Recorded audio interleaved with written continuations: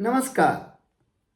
आज के प्रातःकालीन सुविचार श्रृंखला के इस सत्र में आप सभी प्रियजनों का हार्दिक स्वागत है। मैं वीरेंद्र कुमार पालीवाल आप सभी को प्रणाम करता हूं और प्रातःकालीन मंगल कामनाएं आपको प्रेषित करता हूं। अभयम सत्य संशुद्धिम ज्ञानो योगो व्यवस्थिति दानम दमश्च यज्ञश्च स्वाध्याय तपः आर्जवम।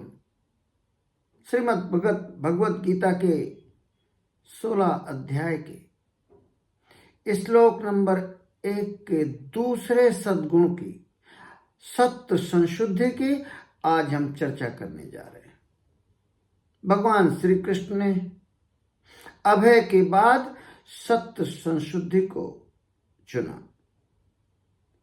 सत्य संशुद्धि का शाब्दिक अर्थ चित्त की शुद्धि, चित्त और अंतःकरण की शुद्धि।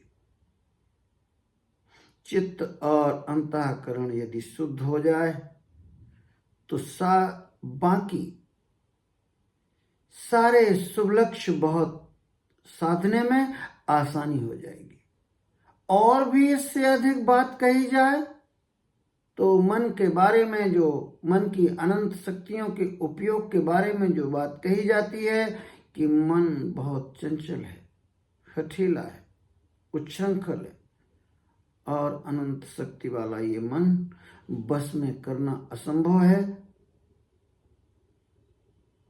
तो इस पर विजय प्राप्त करना संभव है यदि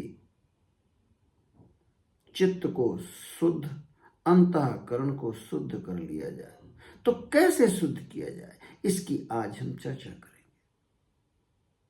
पहली बात तो यह है कि सनातन साहित्य में इस बात को बहुत ही अधिक महत्ता दी गई है कि चित्त को एकदम शुद्ध, मन, वाणी, विचार, कर्म, मनसा वाचा कर्मणा, ये सभी एक तालमेल में हो जाएं, समतल में हो जाएं, तभी सब कुछ संभव हो पाएगा। मन की अनंत शक्तियों के उपयोग के लिए बहुत जटिल बात न की जाए, बहुत आसान बात की जाए कि यदि मन, वाणी और कर्म आपके एक समतल में हो गए, चित्त शुद्ध हो गया, अंतःकरण शुद्ध हो गया, तो बाकी मन को बस में करना, एकाग्र करना संभव हो जाएगा। शुद्धम ही सत्वम ना वशीकृतम भवत्वाः तत्वम शेष आत्मनः तत्वम ज्ञेय आत्मनः। केवल शुद्ध चित्त ही आत्मा को समझ सकता है। उपनिषद और सनातन साहित्य इस बात की बहुत पुष्टि करते हैं कि चित्त आपका शुद्ध होना चाहिए। मन, वाणी, कर्म जो हमने अभी चर्चा की, ये सब एक तालमेल में हो जाएं। शुद्धम अपाप विद्वम, शुद्ध मन और हृदय से किसी पाप से फिर वो प्रभावित नहीं हो सकता है। महात्मा गांधी सदैव कहा करते थे, मनुष्य की आत्मा तभी शुद्ध हो सकती है जब उसके विचार, वाणी और कर्म सच्चाई और पवित्रता से भरे हों। स्वामी विवेकानंद जी।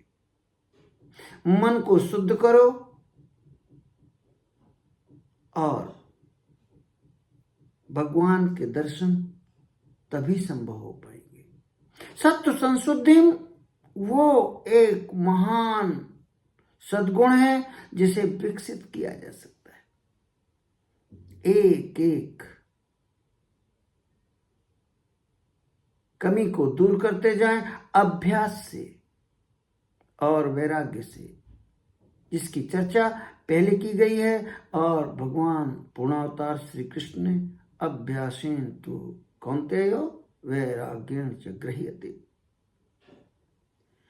रामकृष्ण परमहंस तो कहा करते थे, मन जब शुद्ध हो जाता है तो ये मंदिर बन जाता है। भाई वाह, सच में कितनी प्यारी बात कही है। यदि हमारा ये शरीर और मन मंदिर बन जाए तो भला मन की अनंत शक्तियों का उपयोग आपके पक्ष में होने से कौन रोक सकता है। सच में तुलसीदास जी बहुत अच्छी बात कहा करते थे, या उन्होंने रामचरितमानस में कही, सिया राम में सब जग जानी, करहु प्रणाम जोर चुक पानी। कण कण में भगवान दिखने लगे। चित्त और अंतःकरण की शुद्धि का ये परम अवस्था है, उत्कृष्ट अवस्था है, जब हमें कण कण में भगवान दिखने लगे। जब जहां भी देखें भगवान ही देखें, भगवान की ही कृति दिखे, ये शुद्धि हम में आ सकती है। सत्य संशुद्धिम का मैं अब तक यही बात समझ पाया, लेकिन कहे बगैर कैसा रहा जा सकता है। आधुनिक युग में एक मित्र के पास पहुंचता है और वो कहता है, भाई मुझे सत्य संशुद्धि पानी है, बताओ क्या करूं। उसने कहा, चलिए आधुनिक गुरु हैं, आईटी के बहुत एक्सपर्ट हैं, उनसे मिलते हैं। उनके पास गए और उनसे कहा, गुरुजी हमको आत्म संशुद्धि पानी है, बताइए भला क्या करें। उन्होंने आओ देखा न था, उसका मोबाइल खींचा और फेंक दिया। बोले बस यही है आप सत्य संशुद्धि का मार्ग। सोशल मीडिया डिलीट होनी चाहिए, मोबाइल में तुम्हारी अति आसक्ति बीच में कारण बन रही है।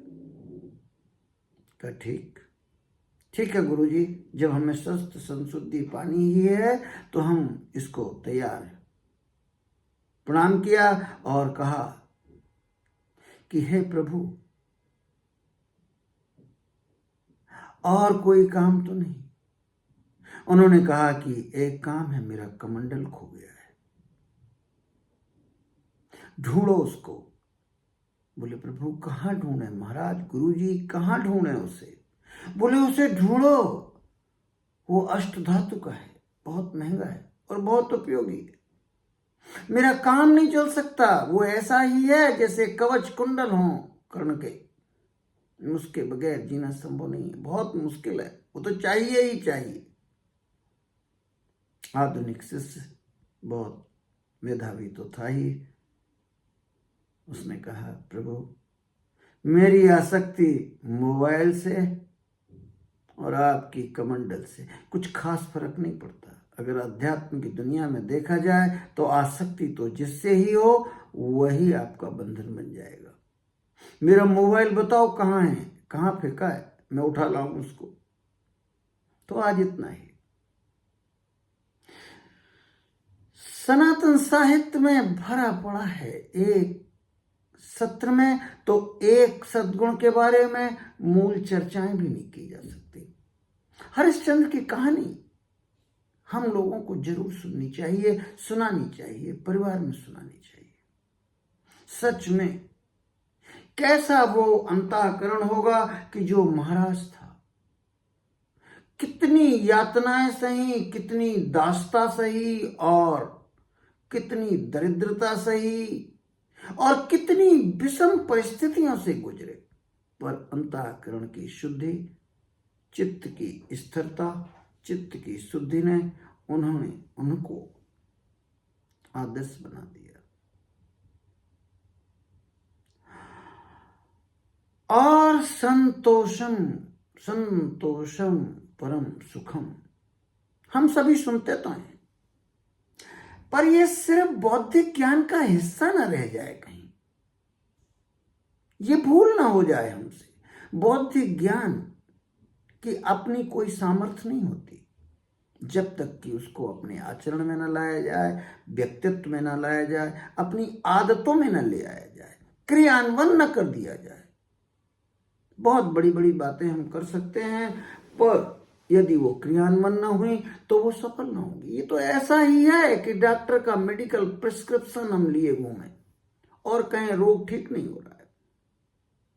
रोग प्रिस्क्रिप्शन से ठीक नहीं होगा, वो तो कागज का एक टुकड़ा ही है।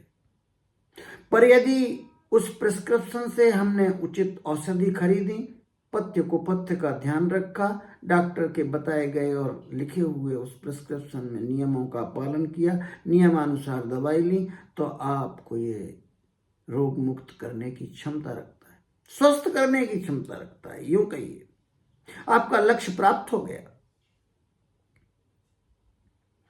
इस वीडियो का परम उद्देश्य एजुकेशनल है और अपने प्रियजनों के साथ जो भी ज्ञान पाया, जो भी समझा, उसको अपने प्रियजनों के साथ साझा करने की बहुत परम इच्छा है। इसी के लिए ये काम शुरू किया गया है। और भी आगे की बात, सनातन साहित्य बहुत महान है, संस्कृत में है।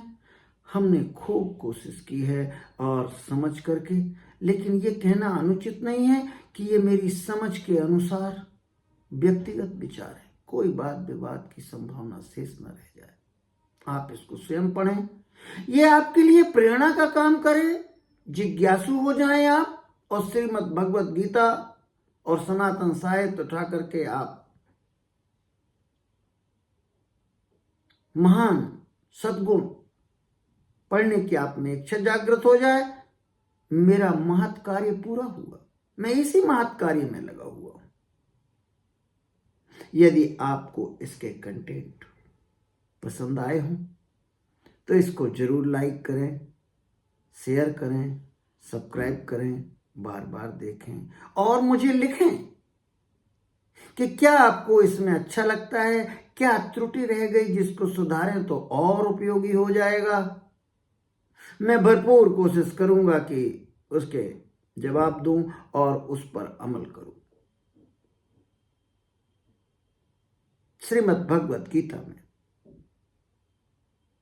सनातन साहित्य में वो सभी महान बातें लिखी गई हैं और जो आपको बहुत उपयोगी हैं और आपका जीवन सुख से, संपन्नता से और सफलता से भर देगा।